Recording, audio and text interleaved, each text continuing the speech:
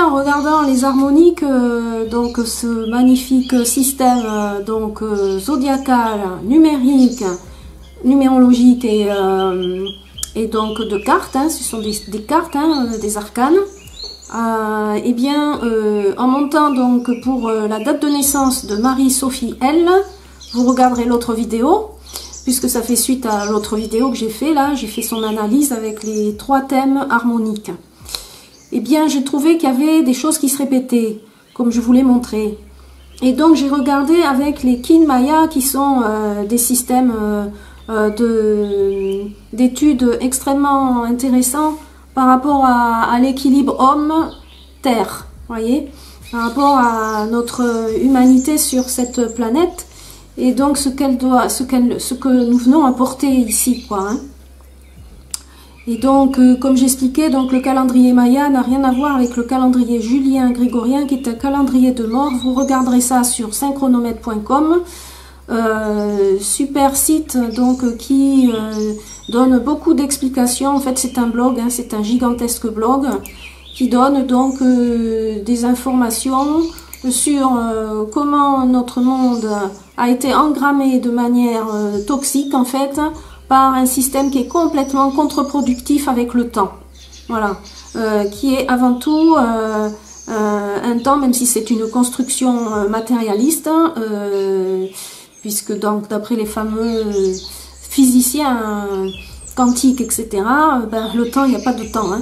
Voilà, donc c'est un peu difficile pour nous. Mais on est venu matérialiser quelque chose sur cette planète, donc il y a un ordre avec les rythmes. Et en fait, le synchronomètre maya est parfaitement équilibré avec les rythmes naturels. À ce sujet, vous avez donc la chaîne de Grégory Huberti. Il y en a d'autres, hein. Les chaînes en espagnol sont très intéressantes aussi, hein, puisque ben, c'est cette culture qui vient d'Amérique latine. Les cosmogonies mayas, ces espèces de kin, ces kin qu'on a vraiment plaisir à voir, parce que c'est artistique en même temps, parce que le temps maya, c'est de l'art, alors que le temps humain classique, avec le calendrier là qui opprime les gens, parce que calendrier, ça vient de kalendae, ça a à voir avec les dettes. Vachement intéressant. Donc c'est le système des dettes, le calendrier, en fait, ce que ça veut dire. Bon, ça va pas très loin, hein. Donc voilà, on est là-dessus, quoi, hein. On est sur un engrammage qui va même jusqu'à de l'information qui est subtile, mais qui nous engramme et qui nous soumet. Donc, le kin donc de Marie-Sophie L, c'est le 212. L'humain jaune auto-existant. Il y en a, donc, auto-existant, ça a référence à les ondes, hein, les ondes enchantées, les lunes. Et en auto-existant, on est dans le 4, ça a à voir avec justement la matière, le 4. Et donc, on revient justement sur les harmoniques qui sont quand même, comment dire, il y a beaucoup de terre, de 4, hein, dans ces harmoniques, hein. On a le lotus, on a l'arbre, dans le thème donc initiatique, mais on a aussi le lotus en essence, et on a le palais aussi en essence en 5, voyez, et j'en ai parlé, donc hein, c'est extrêmement puissant par rapport aux énergies naturelles, voilà. Et du coup, et le lotus revient en année, là, pour cette année-là, sur son thème annuel, en 1. Le lotus blanc, c'est la pureté, quoi, c'est vrai, il y a vraiment une recherche de pureté. Alors qu'on a quand même le lotus dans le noir, dans le natal et dans l'initiatique. Donc c'est très intéressant. Et puis l'arbre d'or, hein, dans le 7e soleil, qui est donc le rayonnement. Alors, on peut pas faire mieux, hein. Rayonner un arbre d'or, c'est waouh, waouh, waouh, quoi. Eh ben, qu'est-ce qui est dit dans le kin maya? Eh ben, dans le kin maya, l'onde enchantée en plus, la lune rouge, qui s'appelle Mulak. C'est très beau, les noms des kin, hein. Il y en a 20, donc c'est 20 kin et 13 lunes, vous voyez. Donc, 20 kin et 13 lunes de 28 jours. Hein, 28 jours, c'est le cycle féminin. Donc, c'est un calendrier parfaitement équilibré. Vous regarderez sur la chaîne de Grégory, c'est vraiment génial. Et donc cette onde enchantée de la lune rouge, elle nous ramène au lotus. Voilà, qu'on voit là, on le voit dans les 3 thèmes, quoi. Hein, voyez. Donc, moi, je trouve ça super intéressant, quoi, parce que on l'a donc en 1, dans le annuel, là. On l'a donc dans le noir, et on l'a dans le noir en essence. Voilà. Hein. Et puis, associé à ça, il y a quand même le palais, qui est un principe 4. On a qu'est-ce qu'il y a d'autre? Il y a l'arbre qui est un principe 4 en thème initiatique, donc c'est pas rien quand même, hein. Voilà. Et puis sachant qu'on peut adapter ça à l'équinoxe, parce que là l'équinoxe il est dans le 4, dans le natal, il est quand même 2 fois, il l'apporte, hein. C'est vraiment l'équilibre en bas, quoi, là, les 2 équinoxes, il l'apporte vers quelque chose de très harmonieux. La balance, l'équilibre, c'est-à-dire la balance, c'est généré par Vénus. Hein. Donc, c'est l'harmonie, c'est la beauté. On fait du beau en étant dans le bon. Voilà.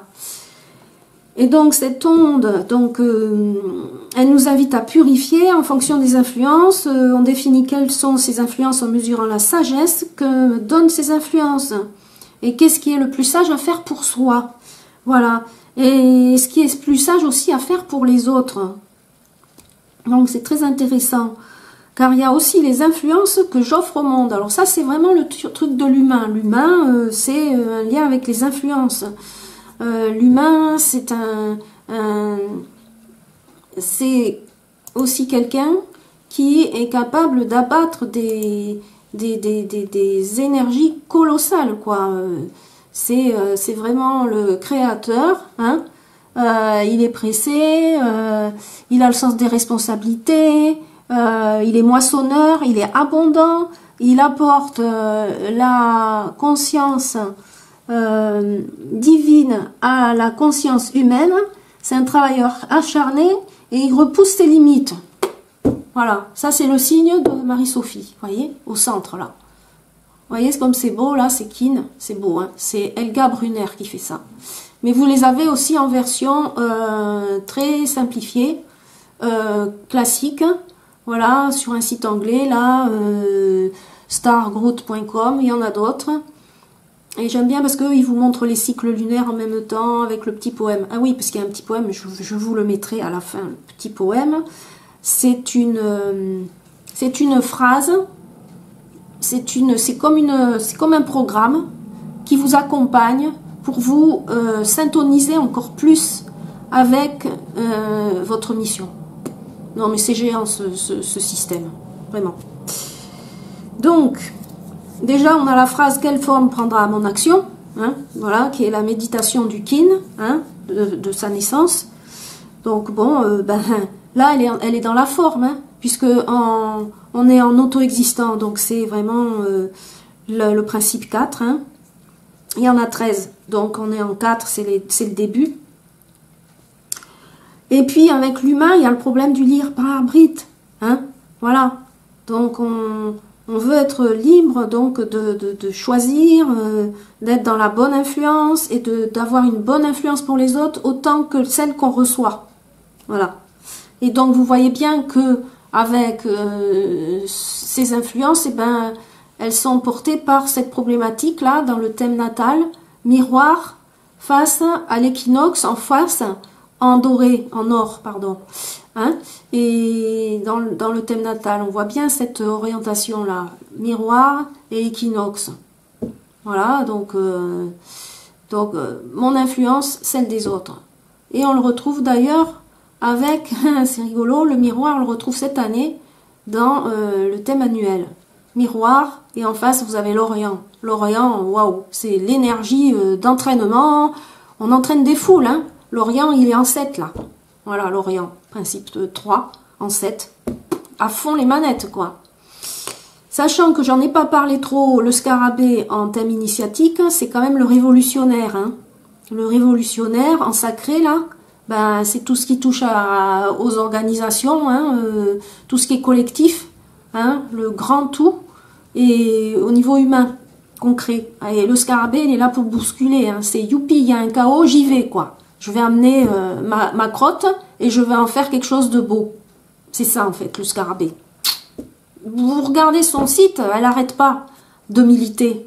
Elle fait du militantisme avec son style et son art, parce qu'elle œuvre, c'est vraiment une œuvre, la vie, c'est pas un travail. La vie ne doit pas être un travail, la vie doit être une œuvre, œuvrer, comme il est dit dans ce magnifique livre. Hein? Voilà, Terre 2, on œuvre, on ne travaille plus. Il y a un chapitre qui parle de ça. Œuvrer au lieu de travailler, parce que travailler, c'est trépalium, c'est torturer, c'est soumettre, c'est conditionner, c'est voilà, c'est pas du tout ce qu'on a à être. Ensuite, on a Manique. Alors, Manique, c'est ce qui nous influence, donc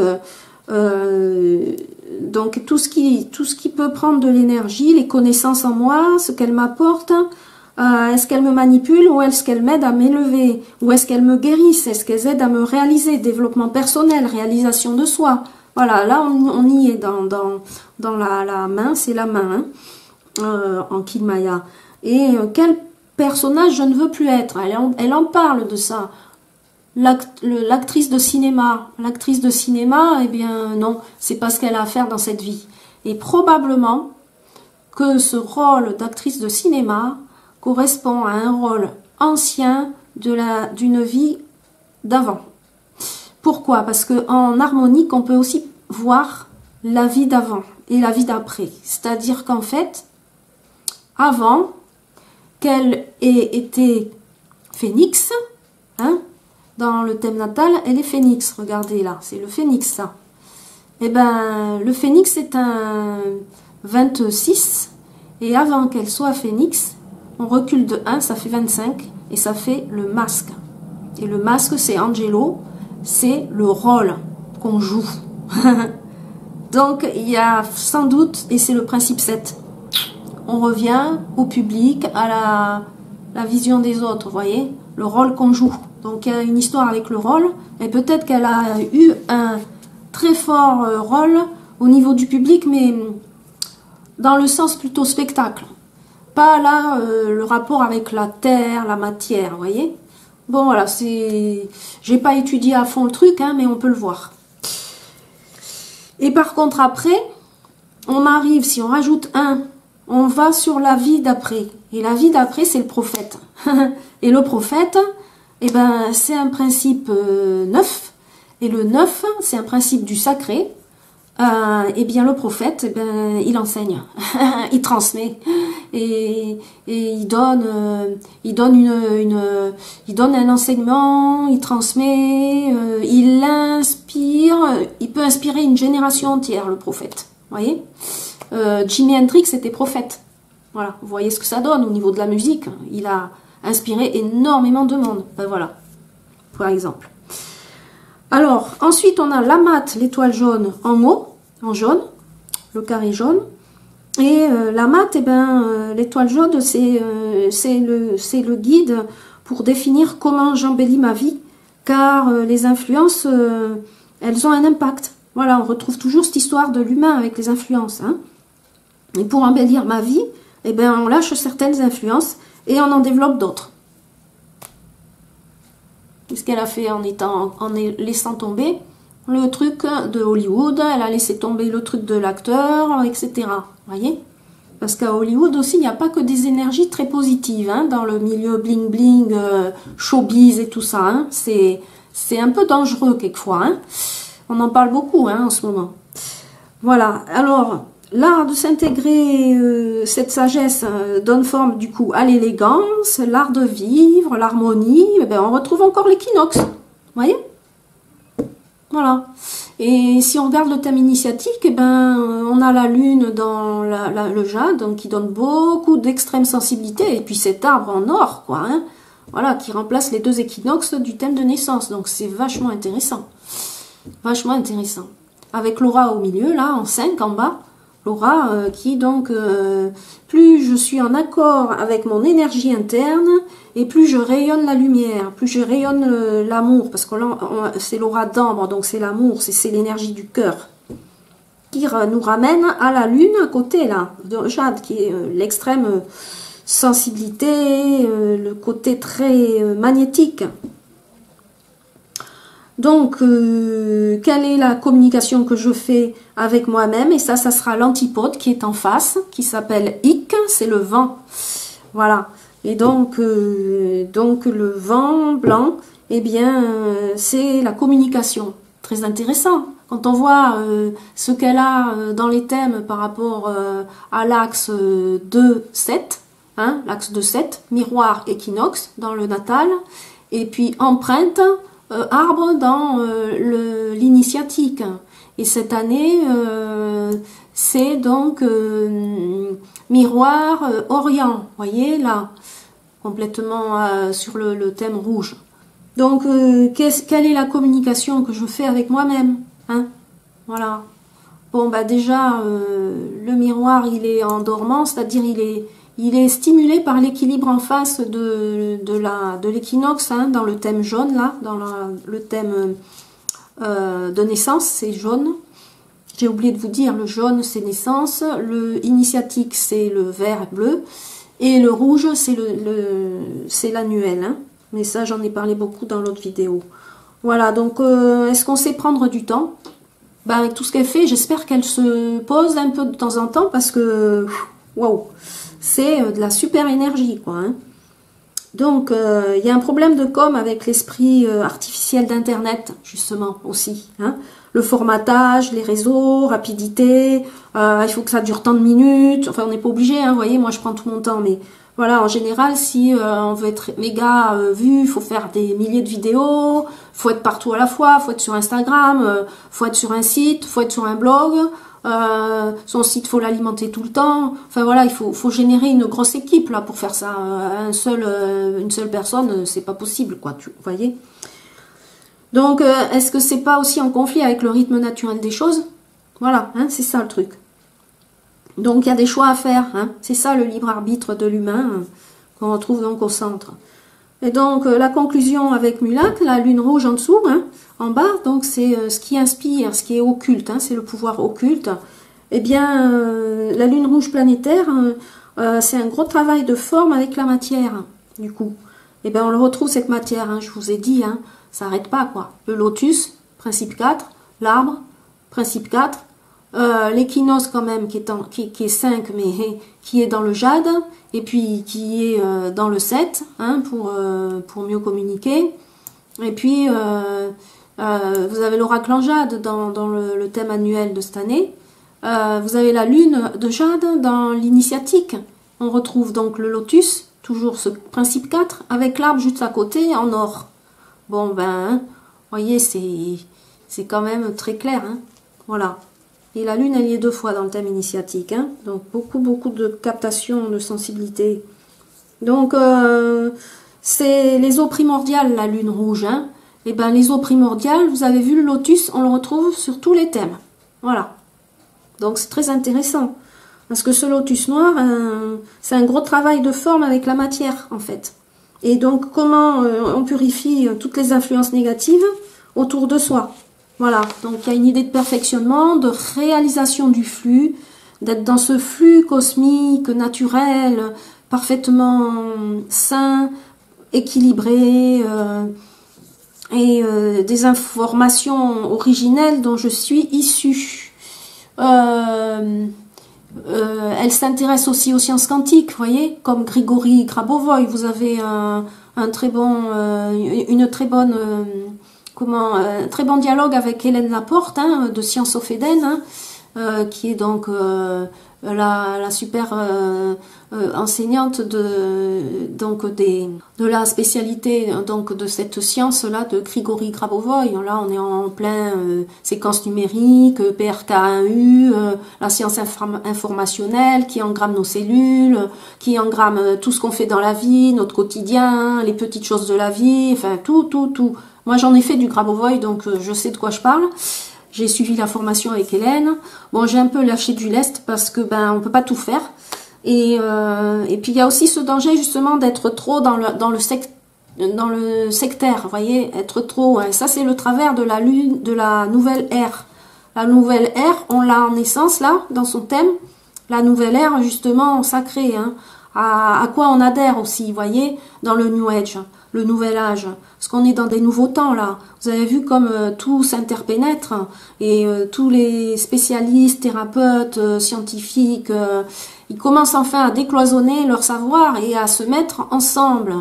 Vous avez par exemple l'alchimiste Pascal Boucher, que j'adore, qui fait une formation avec une chamane.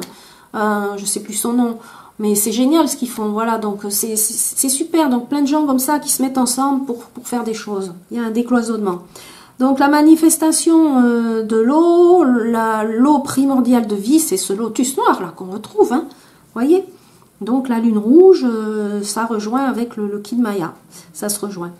Donc d'où je suis issue, je vais pouvoir mesurer si cette eau est polluée ou pas, ce que je peux identifier et nettoyer cette eau universelle si jamais il y a des parasitages.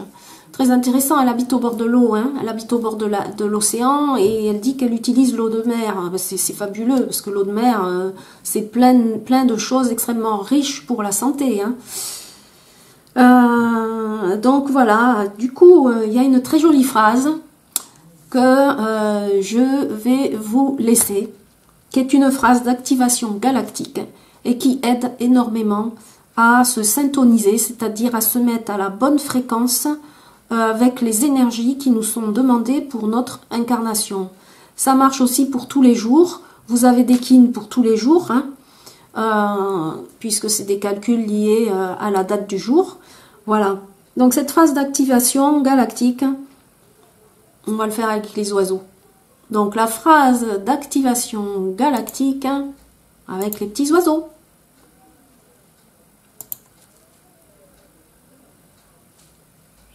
Voilà. Alors, phrase d'activation galactique, du coup. Je définis afin d'influencer, mesurant la sagesse, je scelle le processus du libre arbitre avec la tonalité auto-existante de la forme. Je suis guidé par le pouvoir de l'élégance. Voilà.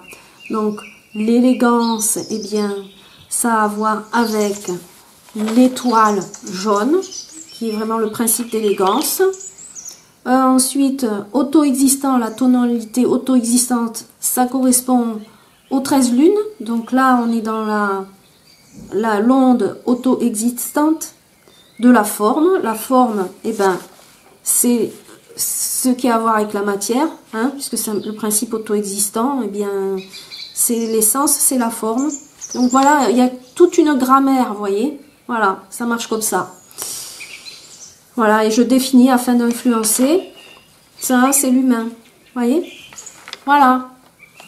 L'influence. Très intéressant par rapport au miroir de l'harmonique. Ainsi que l'oracle. Et puis j'ai complètement oublié l'oracle, mon Dieu, qui se répète dans tous les thèmes. Alors déjà en essence, il est en 3.